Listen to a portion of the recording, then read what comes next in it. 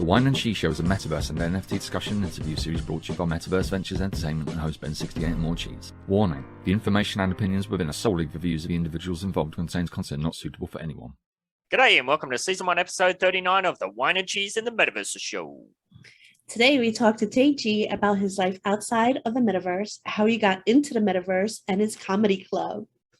So get ready to laugh your hairy llama off in a special Cheese has triggered me into an epic whine straight off the bat, but lucky Teyg jumped in to chill things the fuck out episode of The worst show ever. Whine and Cheese. Time for Whine and Cheese. Whine and Cheese. Time for Whine and Cheese. Cheese. One is a wanker, one's slinging stunts. One's from Australia, one's from the Bronx. Talking about the Metaverse and NFTs. Interviewing all the real crypto G's.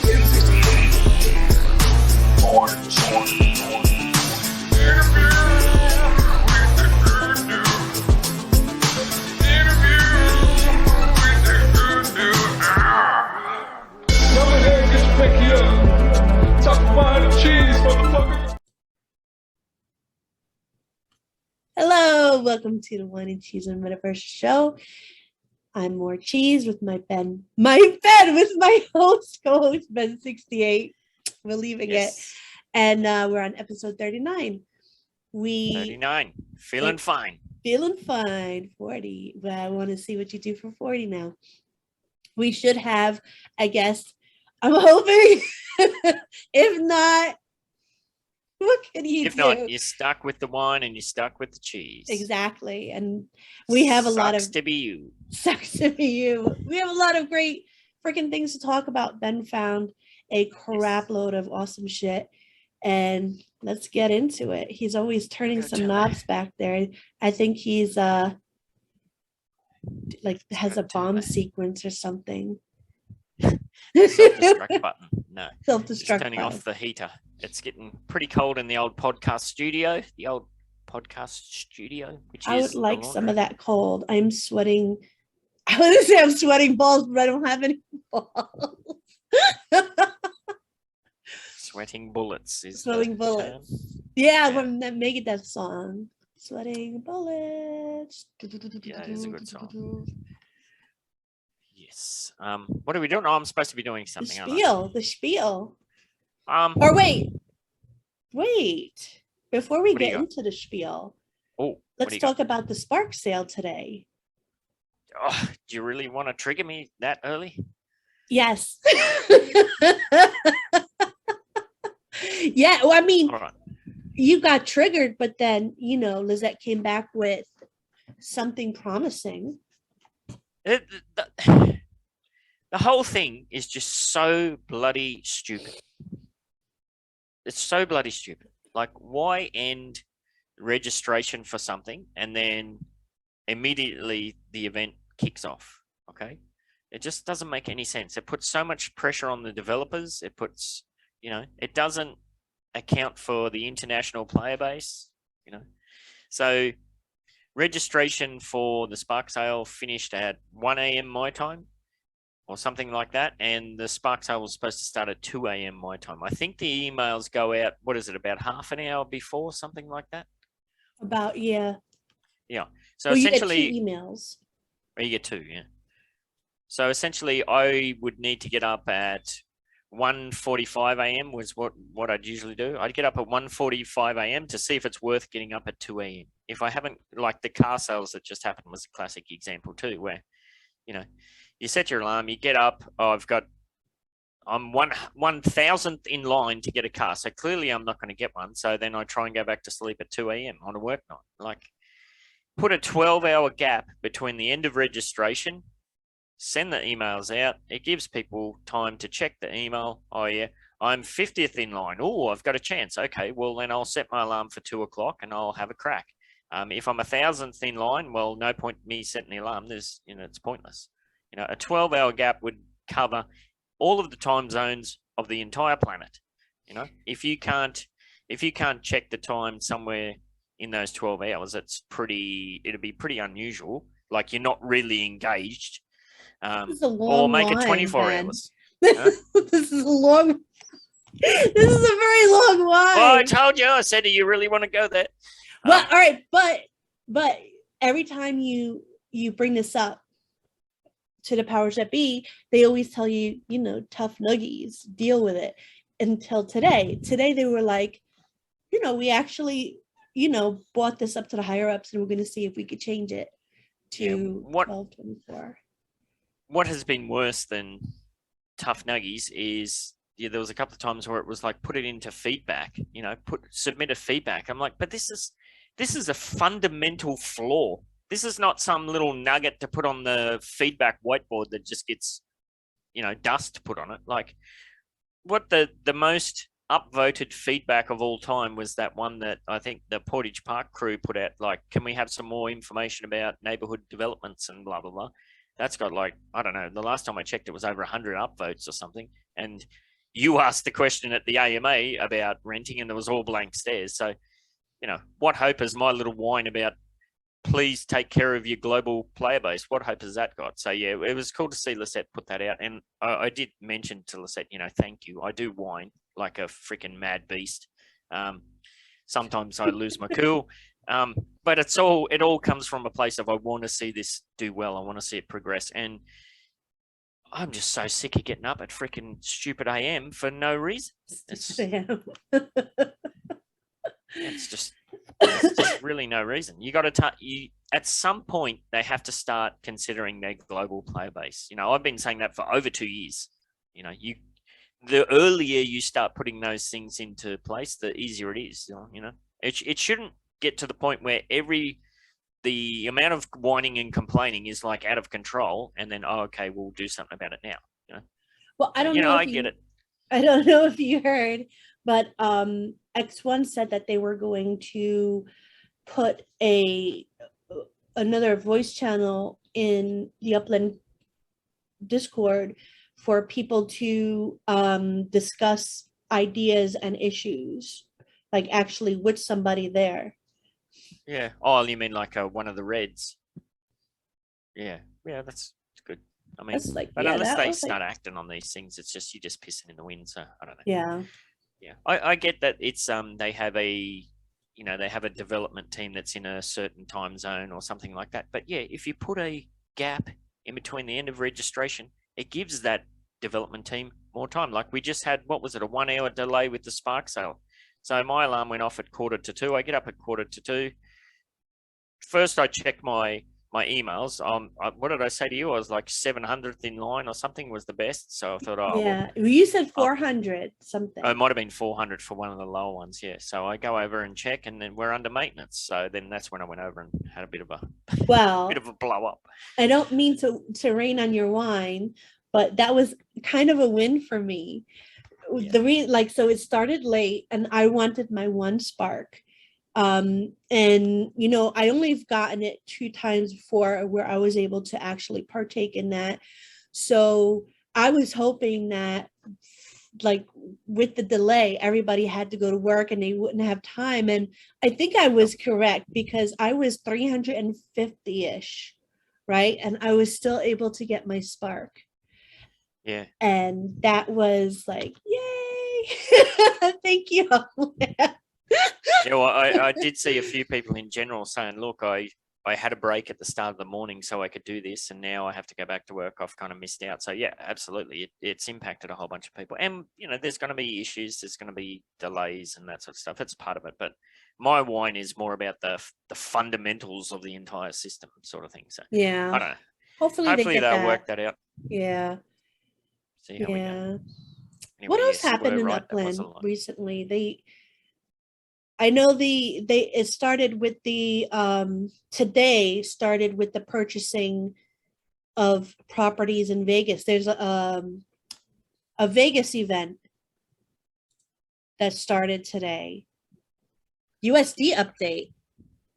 Well, there's been issues with that Tilia thing for a few weeks now, isn't it? Like some people were getting charged double and people weren't able to cash out. All that sort of stuff. Wow. Yeah, they still have that disabled. That's crazy. Did you happen to catch, you probably didn't see it last night, right when I was going to bed, which would have been crazy AM for you, was Hacker had discovered there's a series of accounts there where it looks like over 200 like additional accounts are funneling properties through this one main account. Like, and he put this graphic together of all of the account names associated with this one account. Like, it's crazy, the graphic, like 200 Upland accounts, all like washing Wow. properties and UpX, filtering it into this one account, and then it goes up from there. You didn't see that? I didn't see that. Is that in the general chat in Upland? Yeah, it is in there. It is in there somewhere. So yeah, that's another thing they need to get onto as well. So. Yeah, well, I hope, because like, you know, Hacker's a well-known name. I hope somebody saw that and is looking into it. Jeez, yeah.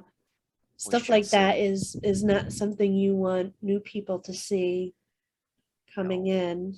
But Indeed. Thrifty Trader Challenge. Oh, and this BE is looking beautiful, by the way. Not ready. Sorry, just one last thing and we'll get into it. So Thrifty Trader Challenge. Hold on. Hot on the heels of Genesis Week, the Thrifty Trader Challenge is back in LA. Las Vegas, not LA, Las Vegas, starting Friday, June 24th, which is today at 9 a.m. Well, actually it's today, but you're going to see this tomorrow. You can show everyone how thrifty you are by selling and buying properties in Las Vegas throughout the weekend. So you have the whole weekend for this. So even if when you see this on the right day, which is Saturday, worst show ever. I think these things. I think these things are typically won by people who are very good at figuring out the maths of it all and working with known players. I don't think there's much organic. There's not much organic gameplay associated with these things. But they have been saying that they do have a system in place where they disqualify people a lot, and you see them actually butthurt in the Upland server. Like, some of them, I'm not saying all of them deserve it. Some of them do, you know, speak their piece and are put back in, you know, but some of them, they do say, you know, your trades were not looking, you know, very good. But all you have to, sorry. all you have to really do is buy, sell, or trade properties in Vegas in order to do this. I mean, the people that get pinged for that, I think they're very clear multi-accounters, or it's too obvious between one or two accounts. But imagine, like, if we were to set if we knew the mechanics, like, of what would trigger the high score, and we'd get together in the UDU, you could easily fudge the figures, you know? So, I don't know. Anyway. Yeah, I hear you, but it looks beautiful. Lost Upland. It looks beautiful. The Block Explorer. Cool. All right, on to Spearleach now. That's not the right one there. Oh, I pulled this one up. I don't know about this one. I found this one just before too. Read that headline. Dupe Snog. I love that. How a fake Snoop Dogg fooled an NFT conference. Wow. Yes. Wow. Look at that. So cool. Yeah, that's but the real Snoop Dogg on the right. Just for like I could tell who the real Snoop is. And if you're in New York and you see Snoop Dogg in the middle of Manhattan looking like that, no one's gonna believe. Well, plenty of people did, and they took selfies and all sorts of stuff. Yeah, but apparently this guy was hired by some crypto company to do it as an appearance. So, yes. Where is it? Yeah, look, selfies. Look at that guy looks too young. Selfie with Dupe Snog. You. Yeah, he doesn't look like Snoop Dogg to me, really. But anyway. Yeah, maybe a younger Snoop Dogg. But it says down here further on, like, Snoop Dogg's such a cool dude. Like, obviously he saw it and he was just like, he just did a bit of a shout out to him apparently. And apparently this guy's like a professional Snoop Dogg impersonator. So I guess they must kind of loosely know each other or something. But Snoop Dogg's Instagram is hilarious. Yeah. Like, he'll showcase people who like kind of do artwork geared towards him. Like I tried to get mine through, but I'm sure this guy sees like hundreds of thousands of things. Like I'm gonna keep trying because I did something, a Snoop image, and he posts some really funny clips on there as well. So oh, and I just heard from Teyg, he's coming in about 10 minutes. Okay, no worries. Yay. All right, so that was cool. Something else that's very cool is people who are associated in the NFT metaverse space who are thinking outside the box and making some significant income for themselves. Like, if it will load, this young fella, this 18-year-old just raked in $700,000 of revenue selling Bored Ape toys. So that is pretty epic. Yeah, that is, wow, that's actually beautiful. Yeah. How much do they go for? Look at that guy. That's it's interesting. It says that in the article, it says that he came up with the idea and he broke down how he saved money mowing lawns last year before he started cold messaging Twitter users to offer them free toys. So he was looking through Twitter at people that had Bored Ape NFTs as their Twitter profile picture. And he was reaching out, offering them freebies. And then, of course, that got the word out there. And then he started doing some commission work, it sounds like. So it's not like he's just doing a whole bunch of stuff and selling it. He's doing like kind of one-of-a-kind commission pieces. All right. Yeah, so here it says his first Bored Ape toy was commissioned in January for about $400. Wow. And he has since gone on to found his own Ism Toys company, which he runs with his dad. So, and now they have a team of 6 staff. So that's just crazy. And he actually went to the Bored Ape people and said, this is what I want to do. And he kind of got their permission. I don't know about that because the Bored Apes is a kind of weird thing where if you own the Bored Ape NFT, you own all of the IP associated with that. So I don't think the creator of the Bored Apes Yacht Club have any like centralized control over that sort of stuff. I think because that goes back to who was the guy that we said was going to do a TV show about it? Seth Green, wasn't it? Yeah. And then his was stolen and that sort of stuff. So I think once you own that, that's your IP. You do with that whatever you see fit. So that's why I think it comes into this a commission piece. Like nice. he's not selling 20 of these. Like if you have a Bored Ape NFT and you want a plushie or whatever, then you reach out to this guy and work it out. Wow, that's pretty cool. I like that. It's very smart. Yeah. Very smart. How old is he? 18, I think. Wow, good for him. Yeah, last year he had reached out to 100 users on Twitter who had Bored Ape NFTs as their profile pictures. Yep, and just it got the word out from there. So yeah, I think it shows. Yeah, this is, I don't know if it's a couple or something, but yeah, clearly. Oh, there you go. Jen and Jerry, 2 Bored Ape Yacht Club NFT holders with their replica toys. So I love pretty it. smart. Yeah. Good idea. Yeah, and this is a good point here. Anytime someone's emotionally attached to something, even just a photo of something, you want to see it and celebrate it all the time, he told Insider. I'm emotionally attached to my ape, so having toys of my ape is reinforcing my emotional attachment to my digital persona. And we're going to see more and more and more of these sorts of things, like your avatar, your Web3 persona avatar, that's very tied up with everything that you're doing, and so's mine, you know. So, and we're going to see that more and more and more. And we already had who was a Buck was on there. He had his kind of work in progress Whine and Cheese plushies.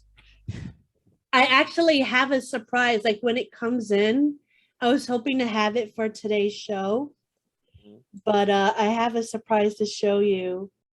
Oh God. I know. I'm so bummed it's not. Wait, delivered. It's at the door right now. He's in the room with you right now.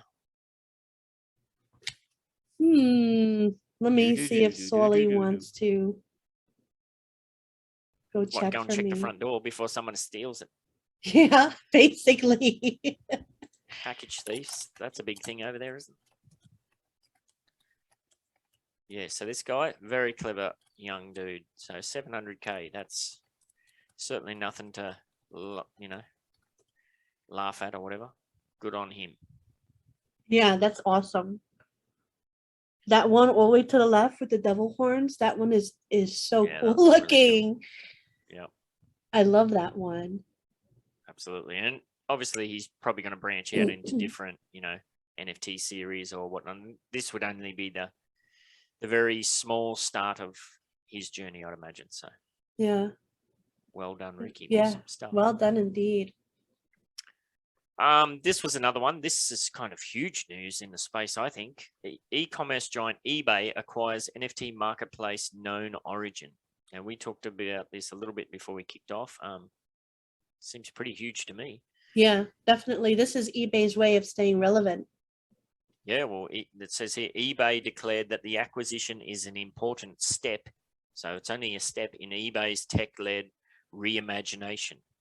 So there you go. eBay purchases NFT marketplace in order to make e-commerce site the world's top destination for collectibles. So there you have it. So you might not be just selling your block explorers within the Upland Metaverse through the system there. You might be able to one day, once we have full ownership and we can move our NFTs in and out, you might be able to sell it on eBay. Who knows? So I'm a bit of an eBay fiend from back in the day. What about yourself? Oh yeah, definitely. That was basically how I was able to, you know, make a little spending money on the side when I was in college.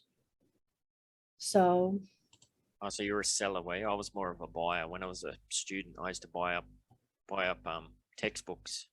oh yeah, I bought my textbooks on Amazon because what I would do is I go to the school store and I would write down all the ECN numbers or ICN or whatever they were called, and then I would go down Amazon and all you had to do is put the number and you would have all these really cheap books, and it was great.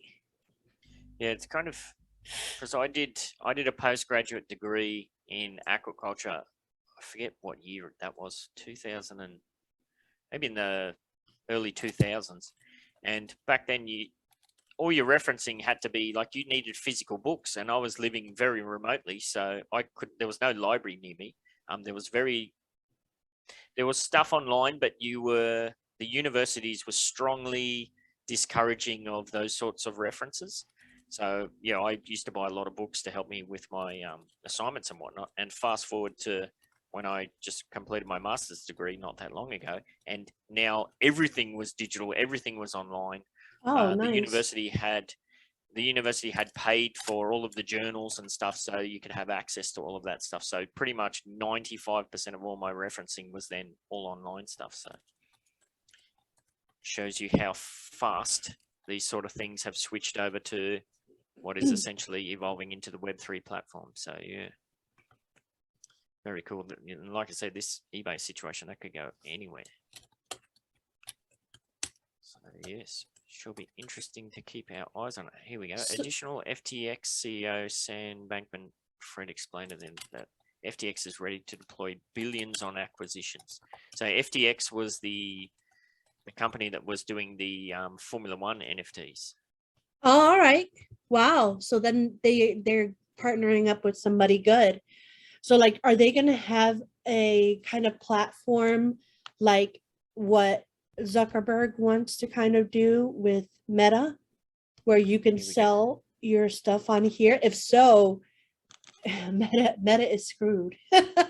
I think so. Look here, it says 2 days before the Known Origin acquisition, the company that operates the decentralized exchange DEX, Uniswap Labs, announced that it acquired the NFT aggregation platform Genie in pursuit of our mission to unlock universal ownership and exchange. Nice. Today, we're expanding our products to include both ERC20 tokens and NFTs, or ERC20s. We're excited to announce that we've acquired Genie, the first NFT marketplace aggregator, which lets anyone discover and trade NFTs across multiple platforms. Wow. And that's kind of what Upland's setting up to be as well. You know, we've got the Wax NFTs, that portal, the inbound portal is open. The outbound's not open yet, but that seems like it's not too far away. And there also has been talk of, you know, cross-chain capabilities there as well with the RC20s and whatnot. And we've already seen that with the Crypto Kitty Island and all that sort of stuff. So It's all snary, interesting. Yes. Snary. Yeah, so that was a cool one. This one's a bit closer to home for me. Well, when I say close to home, it's within Australia, but as we were talking about before, it's about 20 hours drive from where I live. But anyhow, a very ambitious $100 million Metaverse research and development hub is being built in Melbourne, which is a significant chunk of change. It seems like every time, Cheese, you and I get together with this spillage stuff and we start talking about these investments, you know, with first it was 5 million for this and 18 million for that, and all of the figures recently have creeping up into the hundreds of millions. This is awesome. Like, I'm so jealous. Why? I'm so like 100 million Metaverse R&D hub is being built in Melbourne. Oh, I think this is just a very small sign of things to come. So, like I said, there's more and more companies getting involved, and the investment figures are just getting bigger and bigger. Yeah. Here we go. Look at this. Yeah, it says it here. Translucia is maybe I'll back up here. Thailand-based Metaverse startup Translucia Global Innovation has partnered with the Australian software development firm Two Bulls and set aside an initial budget of 100 million to build a Metaverse R&D centre in Melbourne. With a first stage investment of 283 million for the virtual world. Oh. Whew. So significant chunk of money. Oh yeah. A series of conversations between the two organizations this year resulted in the realization that Two Bulls' best role would be as a hub for research and development to help build it. Yes. Yes. That's very cool. So is this something where people can actually go into like a museum type R&D thing, or is it just going to be completely like research and development with no kind of outside? Good question. Maybe there's a key here. So the heading here is what they need to research. A lot of new areas will need to be explored for the project, not only in terms of hardware and software, but in the systems, economics, and gamification also. Part of the project will also focus on improving the energy consumption of the metaverse. That's a good point, because there's a lot of pushback against NFTs and, you know, crypto as, oh yeah, it's so terrible for the environment because of the electricity usage and blah, blah, blah, blah.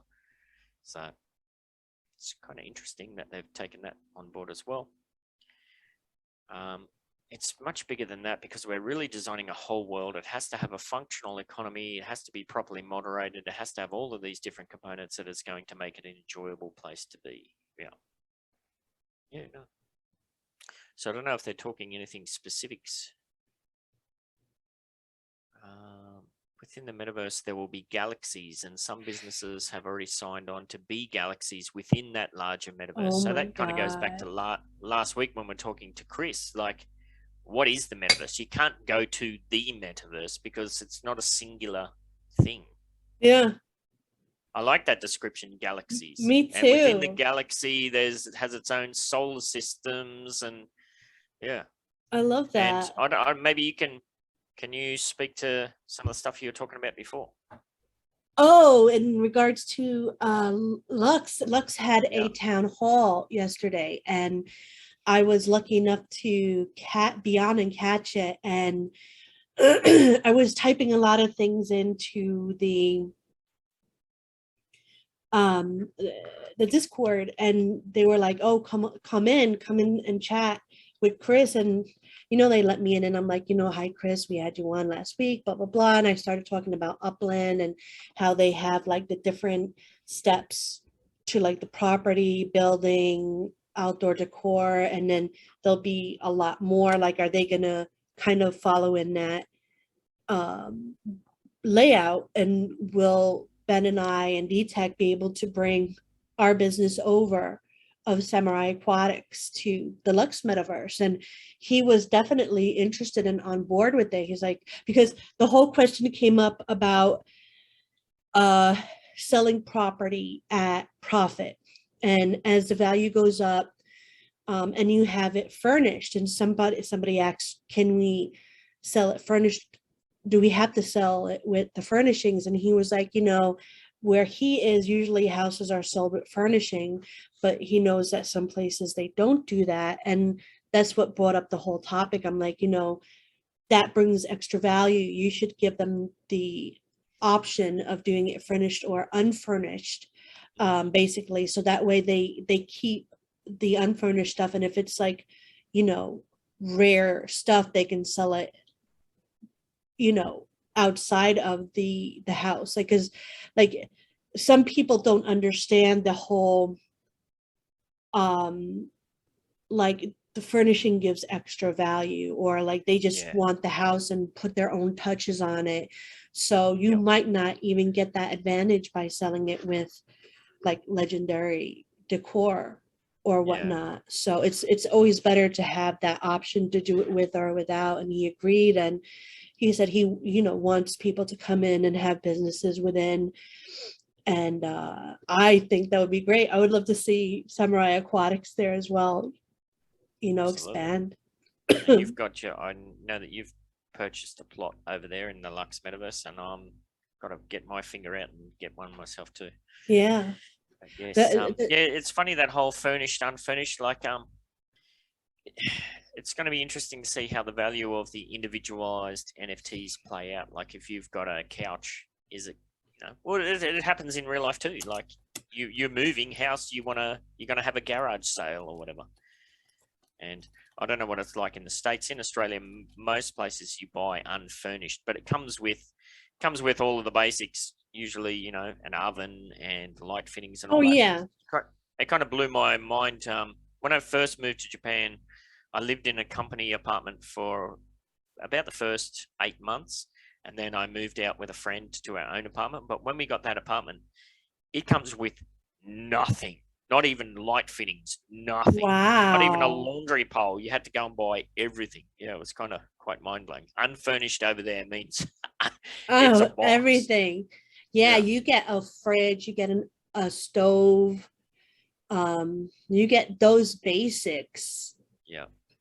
Yeah, I think I would freak out if I went to an apartment and there was no fridge or stove. But I mean, it also gives you the ability to choose not to have to pay for gas and not to pay as much electricity if you install like a mini fridge, if you're living on your own and you're not going to consume that much, and you just get like a portable stove or whatnot to plug in whenever you need. Yeah, there's definitely pros and cons. But yeah, that's the whole NFT angle is going to be very interesting to see how that plays out. Because I'm a hardcore hodler, really. Like I sell things if I have to nowadays. But yeah, see how we go. I did tell you, let's save this last one for Tay. I got one more. Okay. Because like I want one of the I was gonna say, I did tell you about the Lux Entertainment thing that I purchased, right? Yes. All right, because that you can make into anything you want. Like if anybody's out there kind of interested to get into the whole Lux thing, it's very easy and straightforward. You can make the entertainment thing anything you want. Like I think you could even change it up as you go. Like you could have a music venue one night, you could have a movie venue another night, you can have comedy, which would be great for Tay to be here for that. Yes.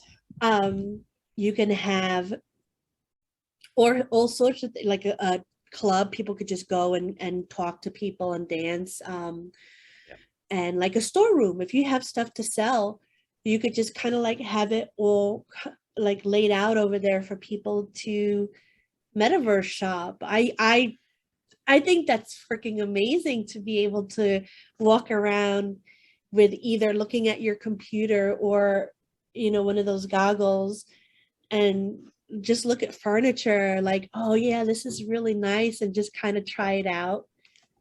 Yeah, absolutely. It kind of goes back to that eBay thing when they're trying to make a universal marketplace for exchange. Like imagine the value of like say within our Upland business, we sell a couch, right? So within the Upland economy, that has a certain amount of value. You can move it around, you can change it in your different properties, but what value does that have? What additional value if that can be then sold in a marketplace like eBay, and then that can be imported into the sandbox, into into the Larks and that sort of thing.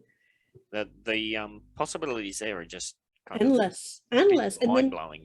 You get into like customization. Like imagine a restaurant owner in the sandbox or Decentraland comes to us and they're like, we need patio furniture for our patrons to come and eat and sit on, which I think is crazy to go to a restaurant. Can get very meta. Yeah. Yeah.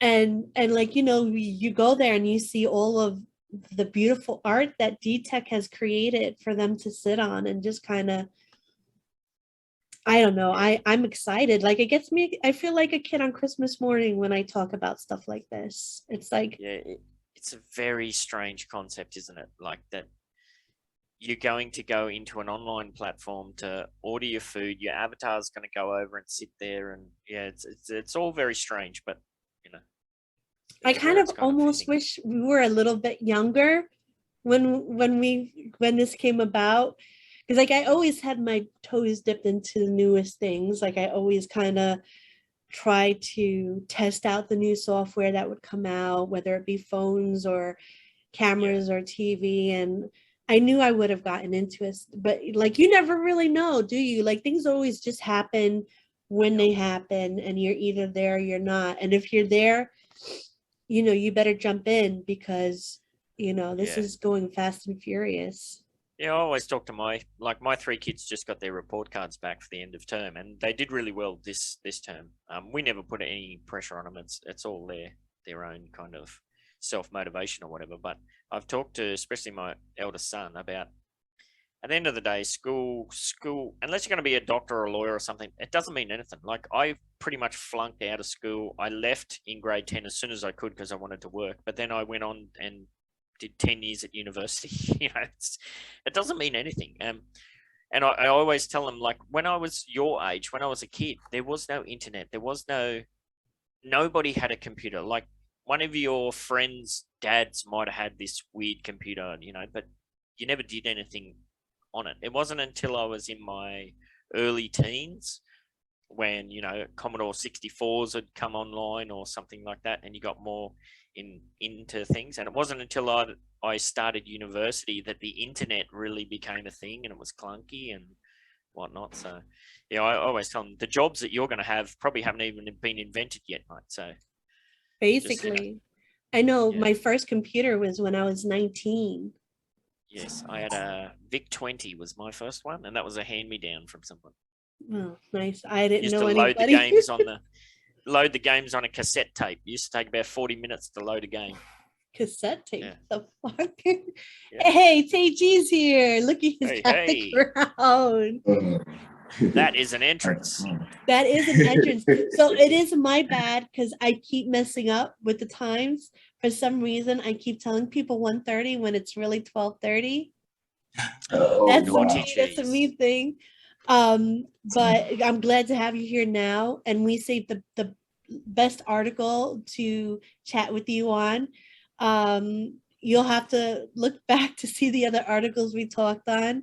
But how are you doing? Thanks for joining us here. This is awesome.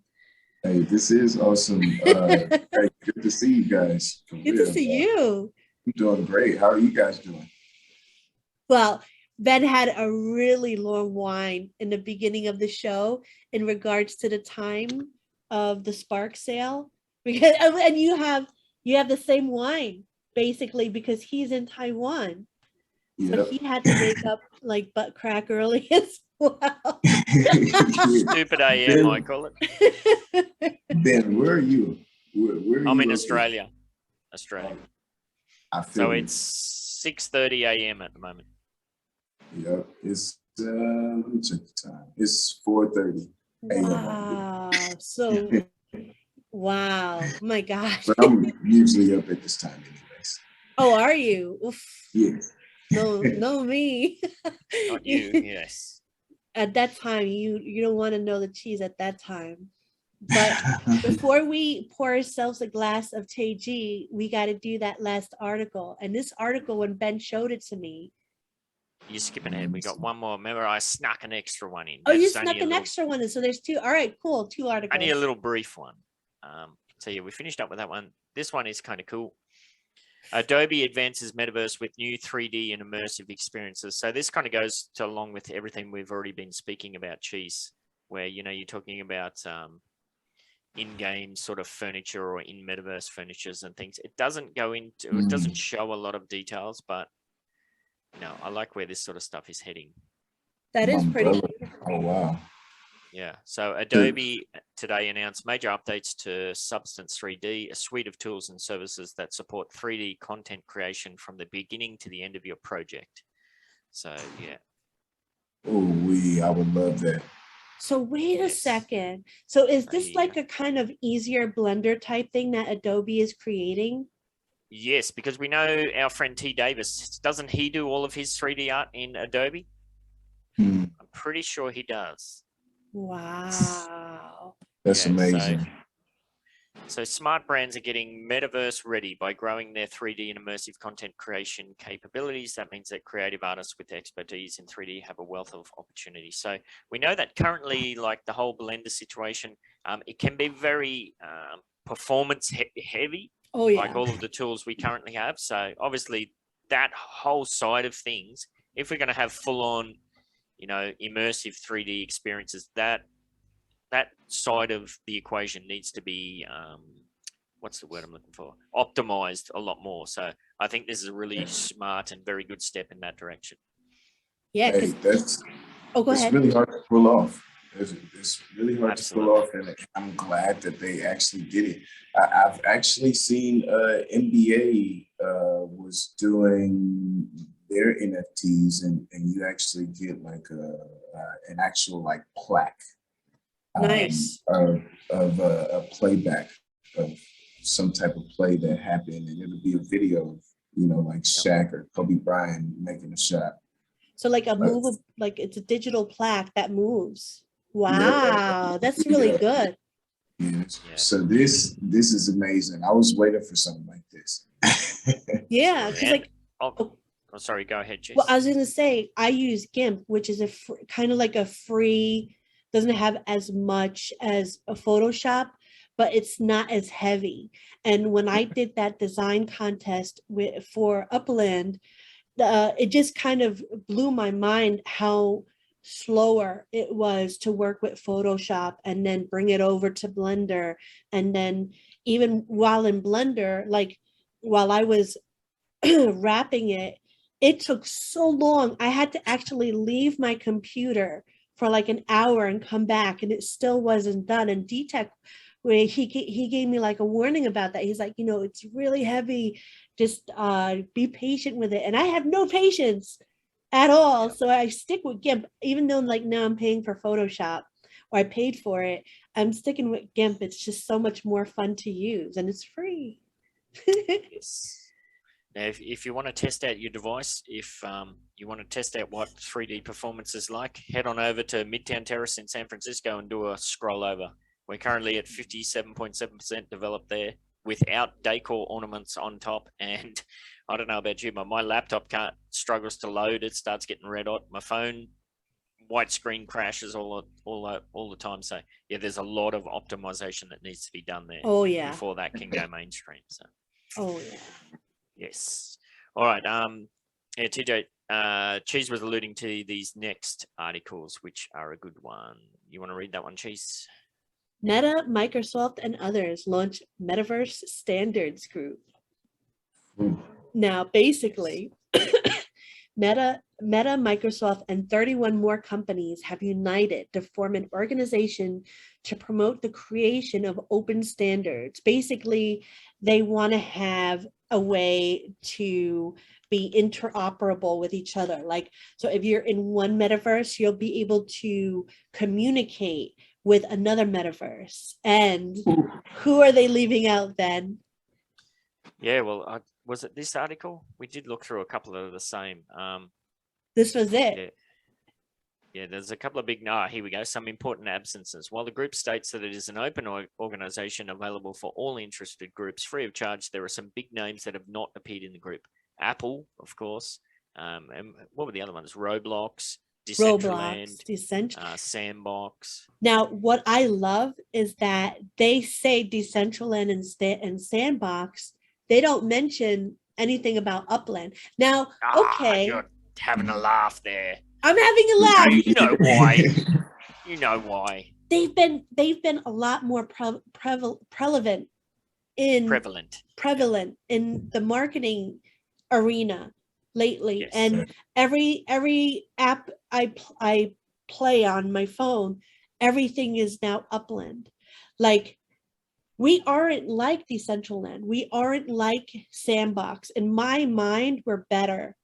Yeah. Like, I can see like being included in this. Like, what do you think, Tay? Like, do you think this is something that maybe Upland can be a part of? Definitely. And I think it's actually disrespectful not to mention Upland, but it's okay. We all know what position we are in, you know, just being in Upland for a long time. I've been here almost a year.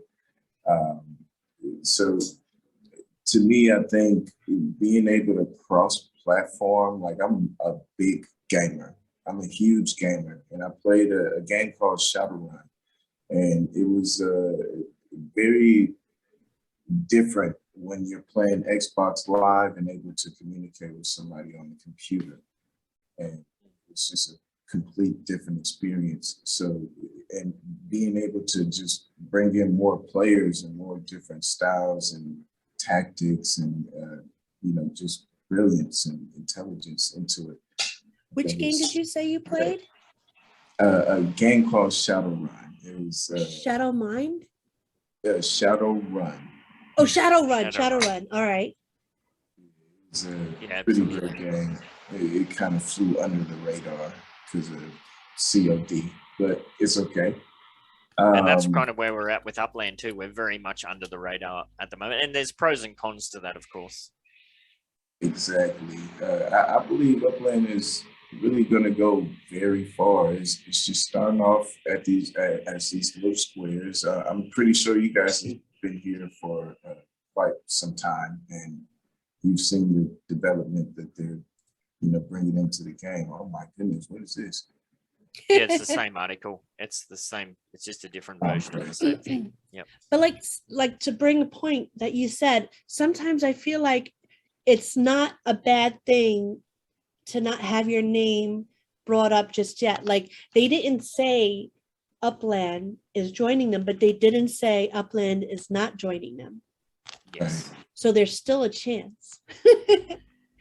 Yeah, absolutely. And some of the partners have been announced, such as Meta, of course, from Facebook, Microsoft, Epic Games, Adobe, which we just discussed with 3D stuff, NVIDIA, Sony, Unity. Unity is a big one.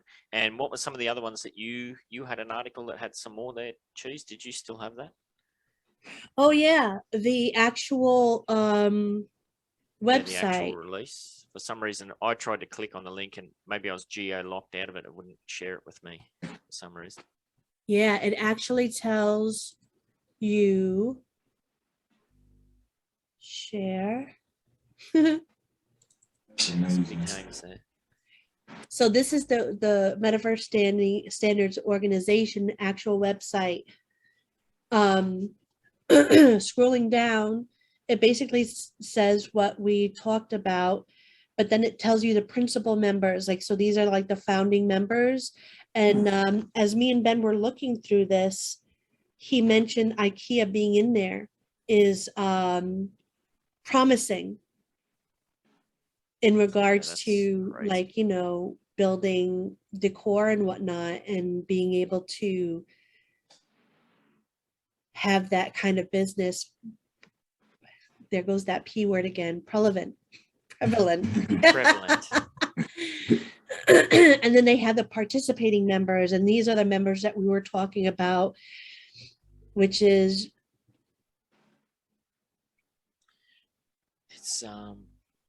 it's interesting that Animoca's not there Well, yet. yet, Yeah. exactly. So, like, we have, Huawei, look at that. I know. Unity's huge for them to be involved. Nvidia, you know, that's massive. Epic Games, wow, yeah. See, those are a lot of big companies. Yep. Getting big, man. I'm telling you guys, it's getting really huge. This makes me happy because like you, Tay, I am a gamer as well. I'm a big gamer.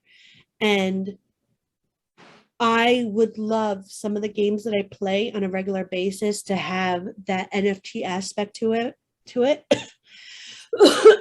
I started playing Ghost Recon Breakpoint because we read an article on here where they had NFTs involved in the game, and then they let me down by taking any future NFTs out, but they're planning on doing it more. So like I would really love games, like I'm a big Fallout fan. I'm replaying Fallout 3 again, and Fallout 4 I always replay.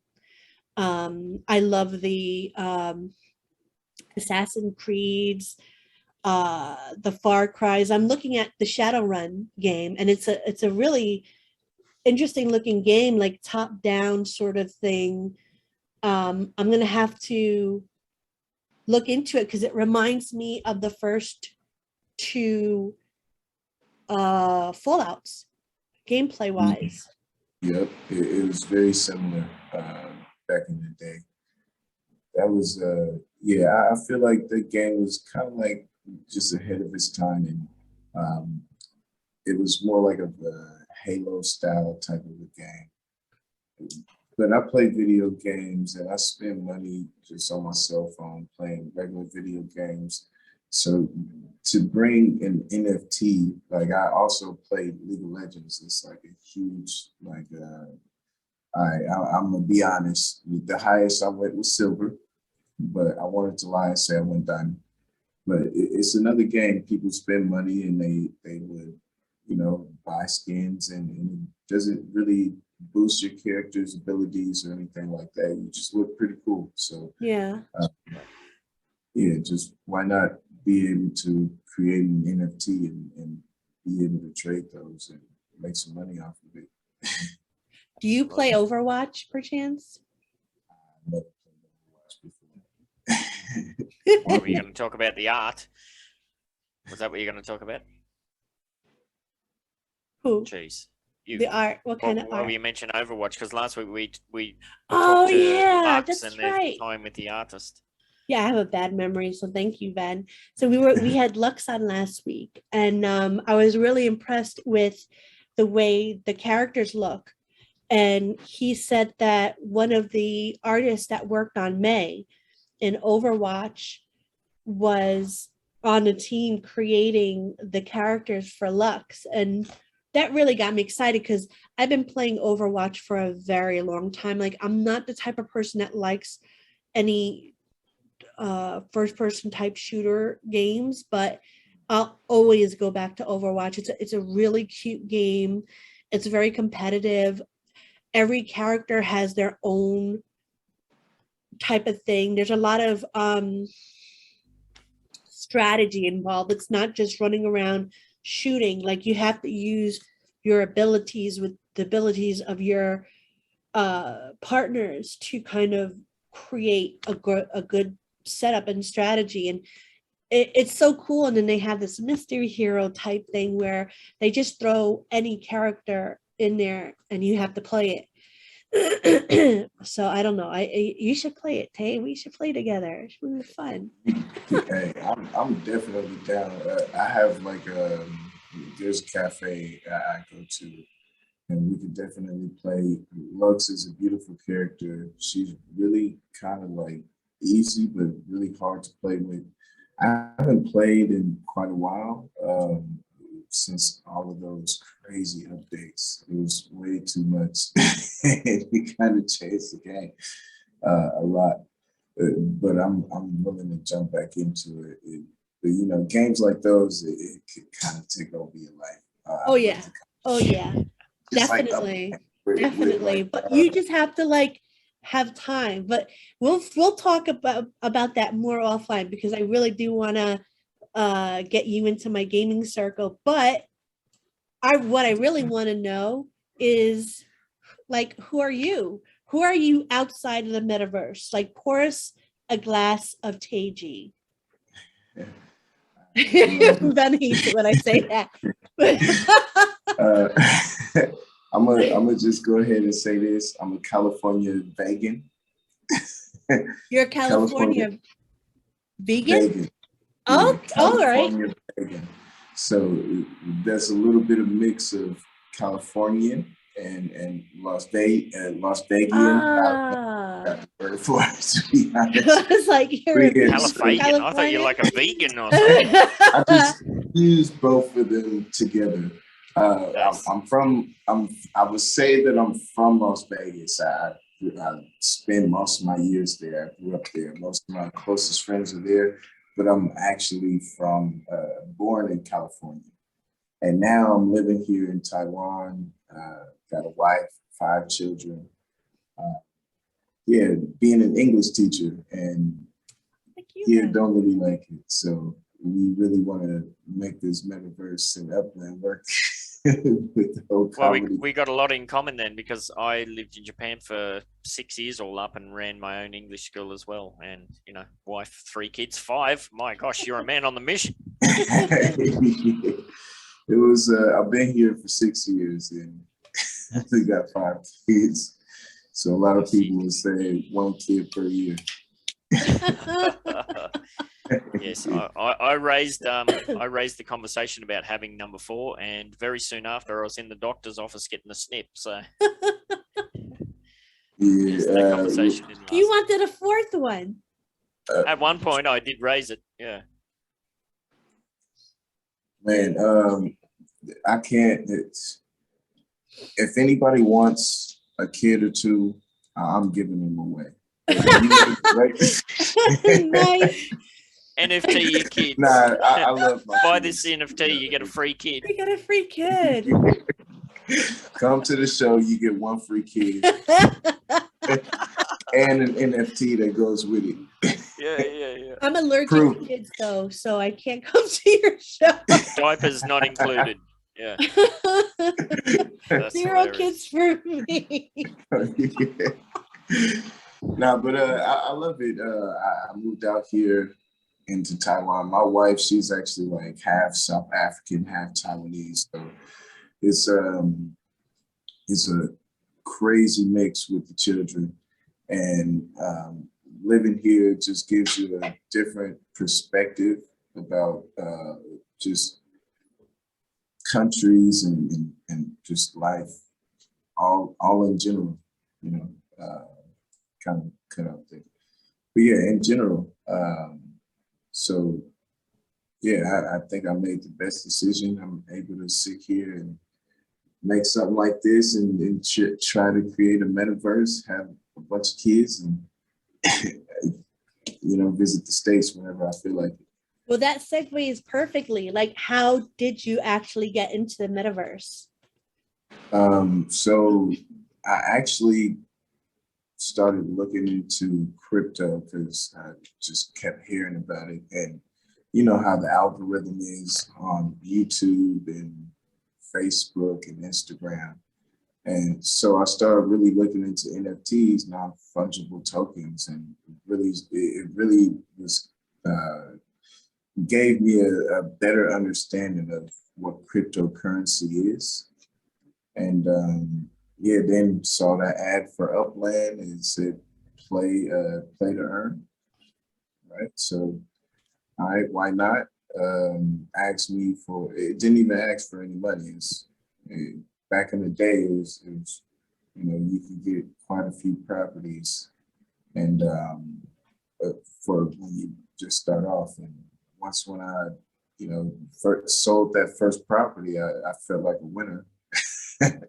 Yep. I was started off in Staten Island and I flipped a property. I forgot how much I rented it for, but I sold it for about 20 or 21,000, and I was just about to get into class, and I got that notification. So I was like, "Whoa, this is real!" And they had just started to talk about how they would do USD fiat out for all players, and so yeah, I got to see that launch. So it really brought me in a lot, and That's cool. came into And Discord, so I'm stuck. the funny thing is, like you said, back in the day, it was easier to buy as an FSA. And you're right, because I remember my FSAs in Fresno were like $1,000, maybe sometimes $750. And Not then dollars, not dollars. UPEX. Then it started going up. It started going up and up, but yet the UPEX you would get for joining the game would stay the same, which is basically like the economy of the world today. You know, you have the boomers back in the day. We're boomers. We're Upland I ain't no boomers. boomer. Don't call me a boomer. We're Upland boomers, Ben. I see what you mean. Yeah. So we had it really good where we were able to flip for 3 times and get that extra UPEX and be able to buy other FSA for really cheap. But now these new people coming in, the economy is going up, but they're not getting more initial UPEX coming in, and they have to struggle. They're struggling. They can't even buy one property. With the 4,500 I was getting, I was able to buy at least 3. But depending on what place you're going at, what's Detroit looking like? Shouldn't That's a good you? question. Not 1,000. Is it 1,000? Yeah, it's not 1,000, but I think you could still get a property. One. I haven't really, to be honest, I haven't looked at the prices, but I figured maybe they would still have some for about at least like 3,000, 3K. Yeah. So you buy I think one. what's telling is, Cheese, when was the last time you used an FSA agent not for securing node properties? Never. How about you, Teyg? When was the last time you used a FSA agent? Yeah, I don't use FSAs. So back in the day, in the Fresno days, I worked with FSA agents like the Crypto Jedi was a prime example I always go back to. I spent, I think it was 2 afternoons in a row, like after work. He was minting for between 600 UPEX and 800 UPEX, and I was just buying him off him for 1,000. I said, buy whatever you want, as cheap as you can. I'll just buy them off you, as many as you can mint. 1,000, 1,000, 1,000. Like, So you took advantage of 4CJ. No, he was, because there was no FSA limit. There was no skimming off his nose. We flipped, it was over 200 within 2 or 3 days, because there was no FSA limits. Now the FSA people, they can only sell 2 per week. They're severely restricted in what they can do. And Brooklyn was about the last time that I bothered with an FSA agent, because I front loaded several FSA agents with about 70,000, 80,000 UPEX each, and then gave them a bit of a shopping list. But it took months for me to get those properties back. I was able to sell my 1K properties for like 5K. Yeah. Oh, really? But it was the volume. I bet And DJ, don't watch this episode. I'm kidding. Yeah, no, this was when Fresno released. I was buying it off the floor. CJ was listing at the floor, and I was buying it for 1,000. The floor was 1,000. Yeah. What's the lowest floor in Upland? That's a very good question. Now I don't know. Well, with some people are selling under mint for USD. Yeah. But then at the same time, USD is not really working for everybody. I actually purchased a few USDs a couple of days ago. So it's working for some people, but not all of them. Right. Yes. Interesting. I feel like you price it right. You can get it. You can get it sold for the USD. So now to get back to Teyg, because this is all about you right now. We gotta focus on Stay the, on the track. king. Yeah. Down with the king. So you have your toes dipped in some things, right? I see the Llama Comedy Club behind you. What are your projects? What is your main thing going on? What do you want to talk about that you have going on within the metaverse? So my big dream, I had a dream. No, I'm joking.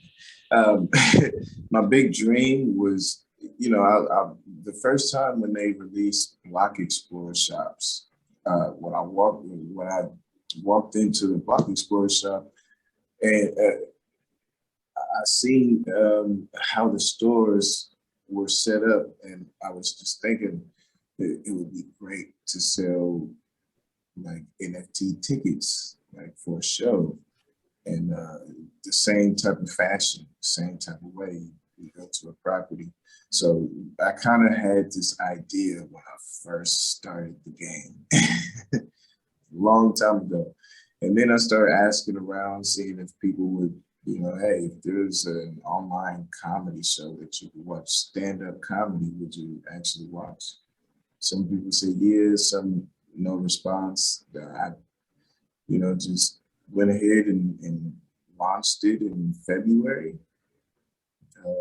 First show was March, went pretty well. A lot of people came. I was very nervous.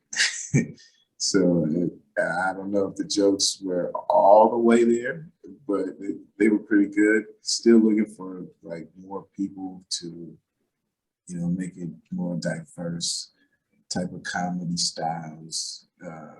But my whole goal is to really do like some live stand-up. There's another Metaverse on Facebook, and there's a comedy club. And this guy, he actually monetized his comedy club. You see his icon and half of his body, and it's like a real club. He has a VIP pass. It's pretty cool. I've never been into it, but I've heard about it from a friend. And yeah, I think something like that could come into Upland, and maybe I could be the start to do that, or help other people to start some type of live concert and live performances, any type of things. It's a lot of things you can do inside the metaverse. Are you familiar with the Nasty Hooks? Nasty Hooks? Yeah, they're a comedy. They do songs, so they have a very eclectic type of thing where they could do rock and roll, they could do like kind of like a reggae kind of thing, they do metal, Like music comedy. Music comedy, and it's all of their songs are hilarious, and they have a show in their Nasty Hooks Discord every week where people can come see them. And I haven't been able to go for a while. I've been so busy, but they made the theme song for the UDU and the Whine and Cheese. So the Whine and Cheese song that you hear, that's them singing. Oh, right. Yeah, so like if you put on another show, like I could definitely, Ben or I can definitely kind of team you guys up, and they had their own NFT collection out. And I think it would be really lucrative for both sides. That would be a great, I mean, they're not safe for work if you're okay with that, but they could be a little hardcore. I think I'm actually looking for a lot of different partnerships. That would be cool. We have a few people right now. It sounds like you're setting the Llama Comedy Club up as almost like we were talking about before, like a hub of activity where different projects can get involved and that sort of thing. Is that fair to say? Yeah. Yep, So how could people do that? How could they get involved? Shoot, you could just reach out to me and we could brainstorm, and because doing something like this, not that easy. You have to consider terms of service and making it Upland related, kind of. It takes a lot of brain power. So I think just probably just direct message me. I'm when I'll probably message people and say like, yeah, our team is doing this and we're doing that.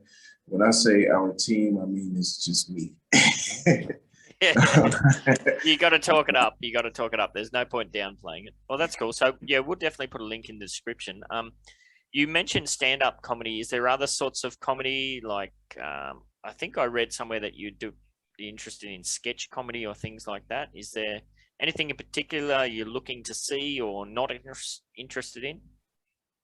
Wait, say that one more time. So, like you mentioned before that the Llama Comedy Club is set up and you did like a stand-up comedy show.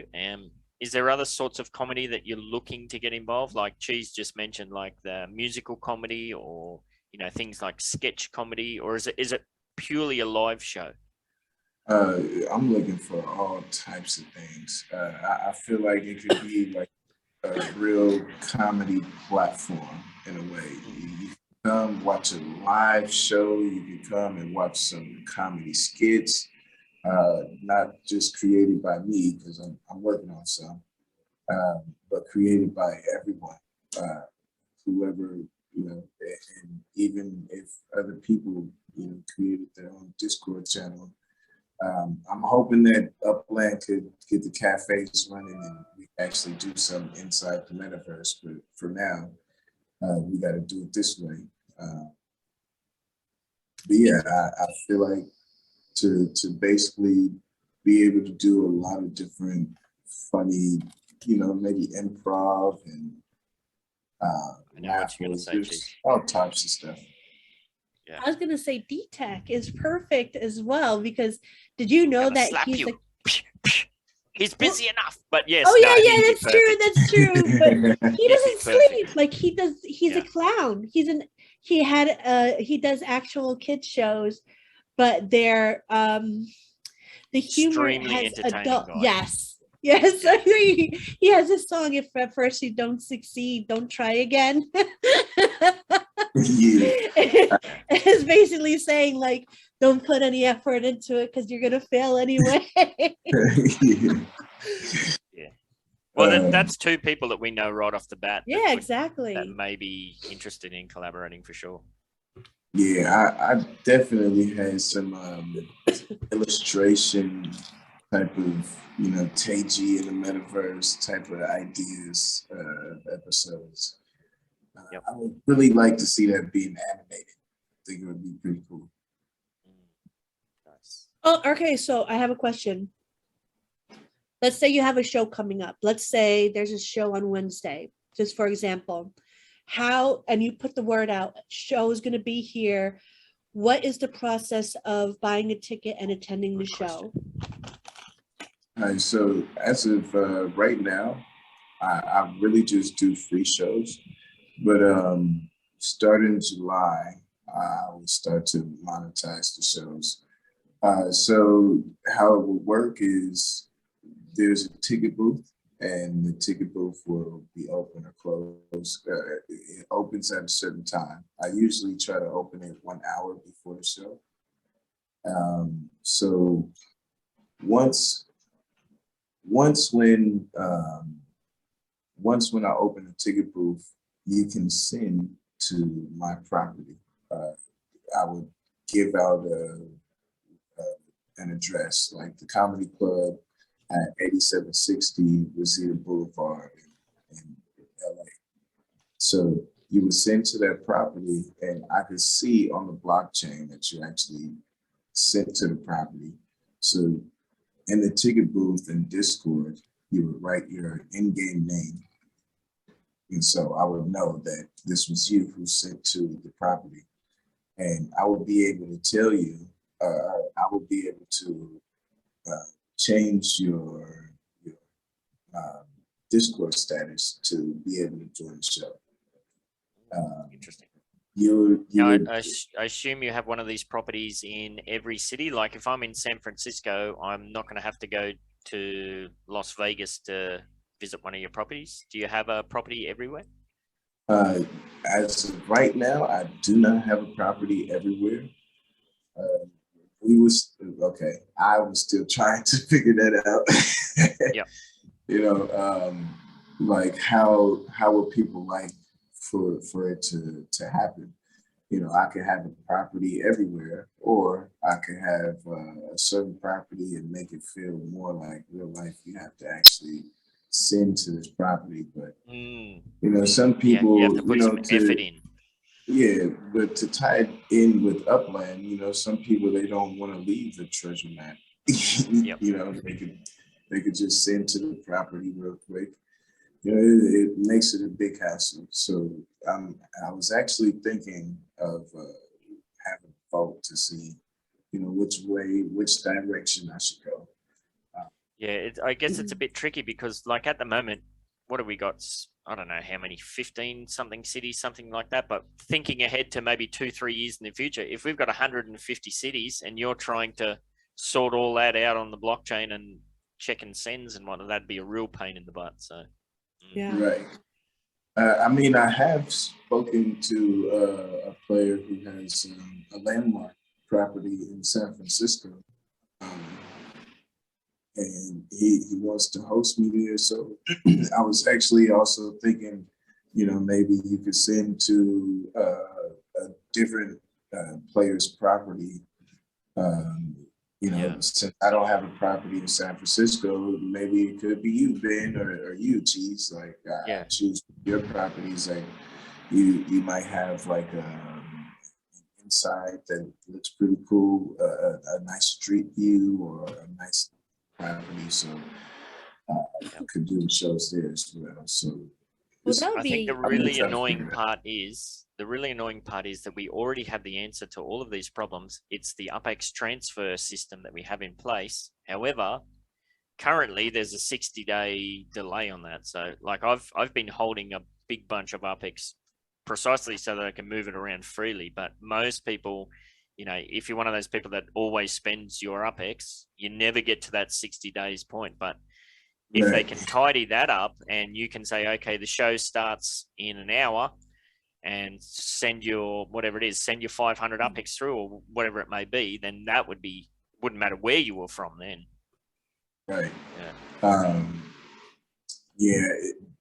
With that and TOS, it's been a real pain to figure that out. And as of now, it's really been through burner properties. Like, cause I got these VIP passes. Back in the day, like, I made it pretty cheap. It was like 3,000 UpX. Now I feel like it's a little bit more valuable. Absolutely. So the price went up, but these specific people, they're gonna get like an NFT with specific benefits, and they hold this, and you know. Well, Cheese and I always talk about that too with like some of our supporters within the MBE server. Like, it's still a small growing process, but we look after those people who, you know, they come on board early, they got engaged. So I think that's fine to have people who got on at an earlier price point. If people come on later and then complain, well, how come they got it so cheap? That's kind of, that's a mug's game, because they're the ones that have put in the effort to help support you as you get established. Exactly. But it wasn't always like this. The first time it was like a weird background. Like, I had shelves. It was just a random room in the house. So I decided there's actually a whole nother background behind this one. It's a long curtain. You know where Ben is right now? I love Should I turn the camera off? This will be the first time reveal. Look at this. This is going to be fun. Oh, where can I do it? I keep talking and I'll sort it out. In the video, go to backgrounds. You take it off. Don't change it. You see his toilet. I'm in the laundry. He has a French kitchen, the toilet, and a laundry there. And my laptop is literally on top of my chest freezer. So there you go. Oh, man. We do it in style. He tells me all the time, I'm gonna just go take a leak. Be right back. Yeah. Take his Just gotta video lean off. over.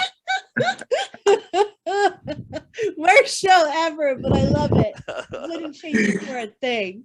Well, as I keep saying, it's about the effort you put in. It's not about the razzle dazzle. It's it's about Exactly.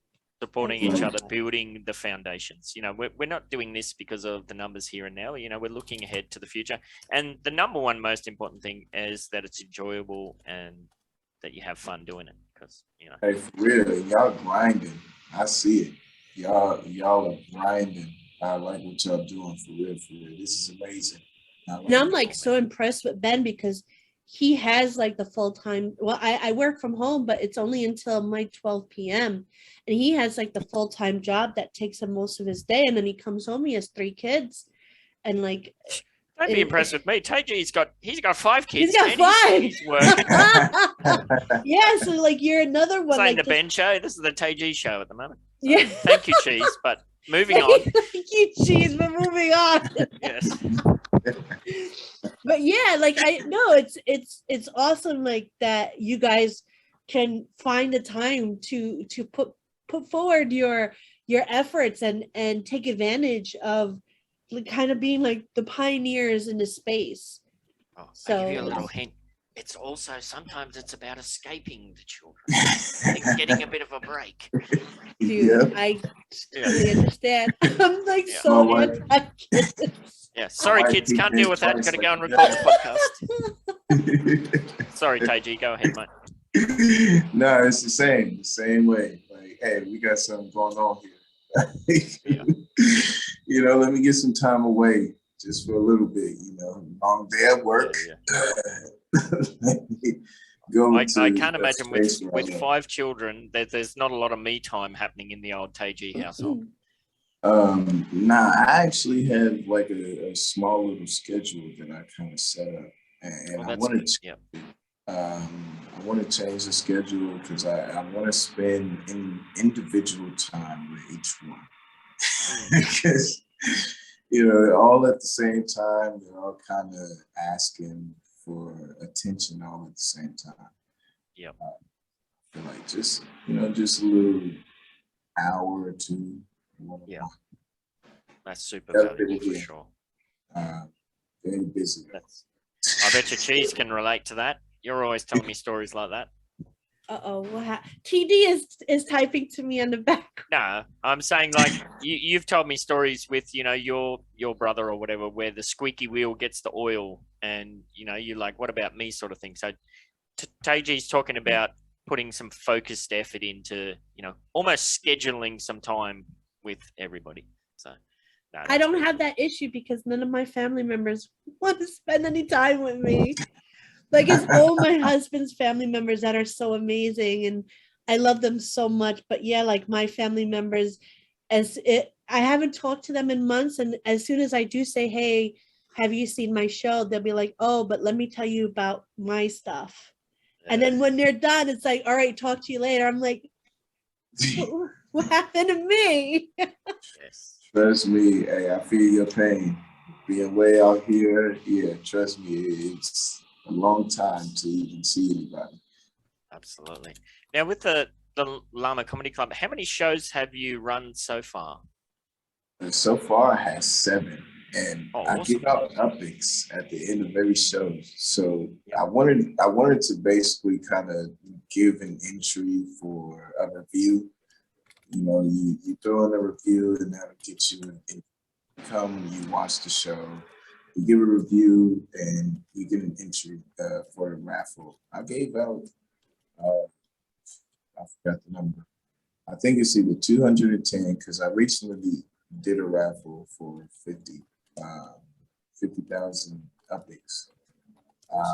So 210 updates is what I gave them.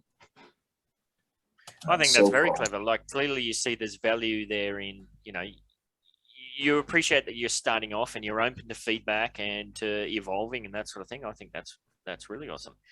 7 shows. Can you tell us something that that worked out really well? What's a highlight so far of the seven shows?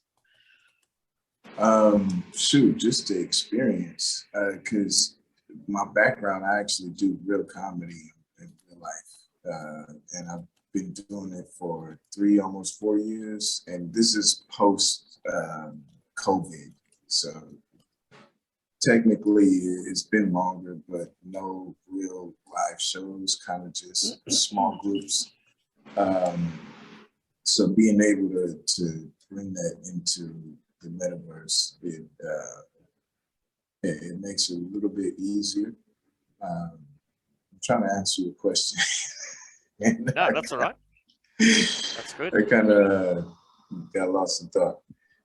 But yeah. What about some challenges then? What's some things that that have challenged the process so far? So you mentioned some highlights. What are some lowlights or something like that? The biggest challenge would be monetizing. Actually making it worth, putting in so much time and effort into it. Besides the fact that, I feel like it's pretty cool to just, have some friends and come and watch some jokes that I created. But the biggest challenge was, I would say, I wanted it to be Upland related. And I feel like it's really hard to come up with just pure Upland related material in such an early stage. Yeah. So I'm just like, I got about 100 jokes that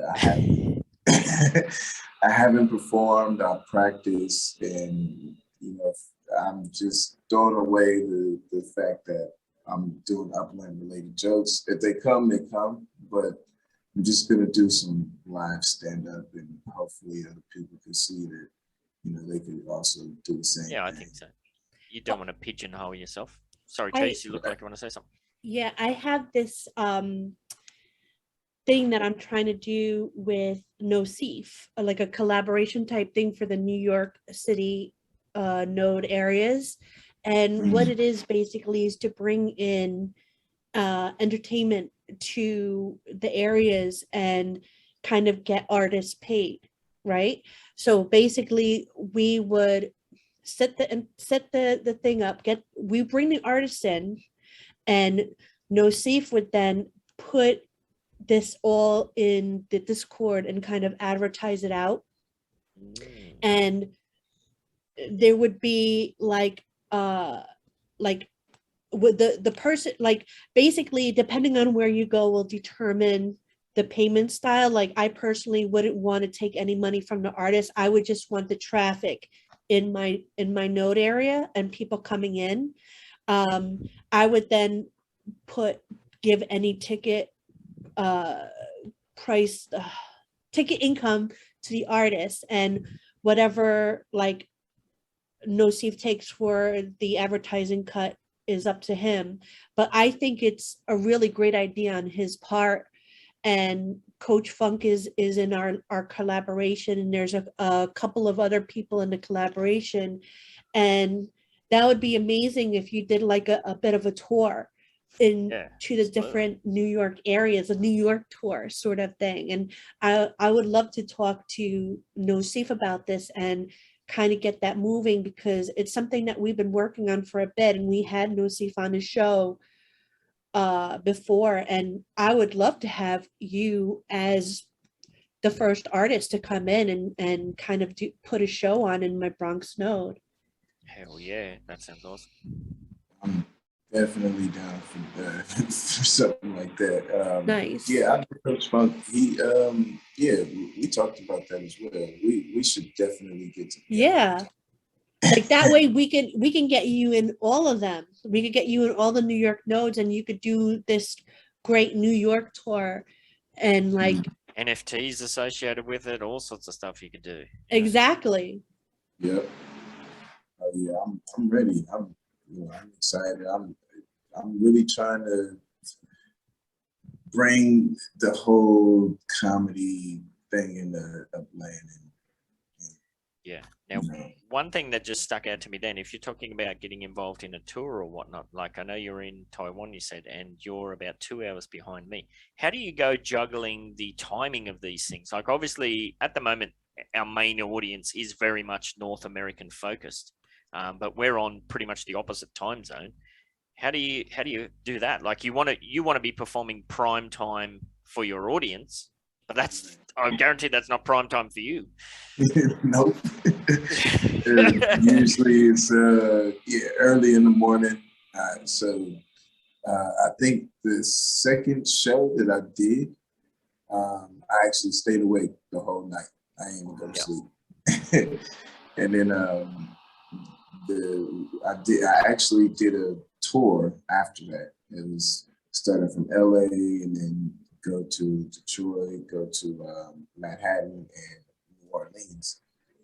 During that time, I was like waking up 3 hours before the show, kind of drinking a little bit of alcoholic beverage, just a little bit to, make me feel a little bit more like, all right, this is happening. And, get into the vibe. And it went pretty well. I imagine it'd be pretty hard to get into the vibe if it's like 2 a.m. or something. So yeah, you'd have to have some kind of process. Yeah, absolutely. Worked out. I love it, man. I love it. It's pretty fun. Just the outside, it's all coming together. It sounds like we've got a few avenues to pursue there with you on the back end of things. Cheese, is there anything specific you wanted to touch on before we start wrapping up? I've got real life about to kick me in the face. No, I'm just excited. The only thing I really want to know is when is your next show? Oh, perfect question. Okay, so the next show will be in July. I'm actually about to release a calendar, and it's going to show like all the next shows. I still have to talk to different partnerships and, like you said, the different nodes and get the whole tour thing set up and find space. And I want to set up a calendar for the next 3 months so that people know. But for sure, the next live stand-up comedy show will be in July, probably after the 1st. I haven't announced it yet.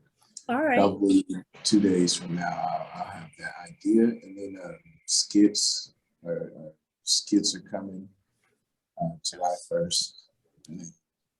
Well, keep us posted and we'll blow that up as much as we can. And yeah, I definitely want to check that out for myself because I've missed out today. So yeah, I'll make sure that we follow you in our MVE Friends content channel. That way, whatever announcements you have will go directly there, and you'll have like more eyes on your upcoming shows and whatnot. And I'll definitely talk to Nosif and Laki as well. I can't forget Laki. He's the Upper West Side Manhattan node area.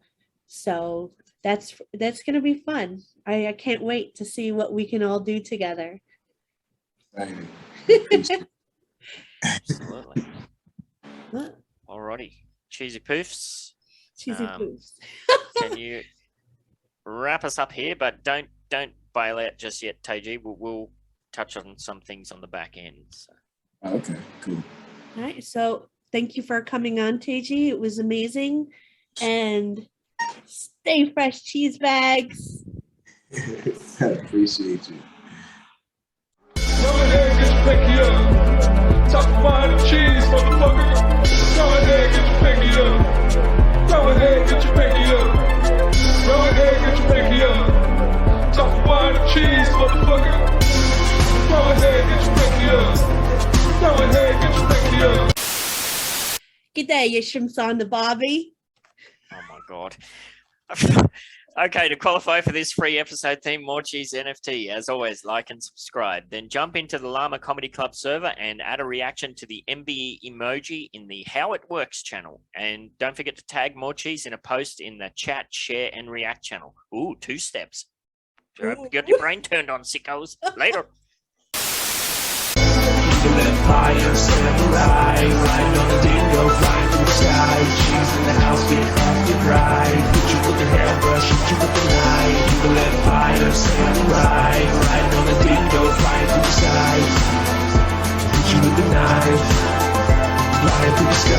Evil empire samurai, riding on a dingo, flying through the sky. Cheese in the house, get left and right. Hit you with the hairbrush, hit you with the knife. Evil empire samurai, riding on a dingo, flying through the sky.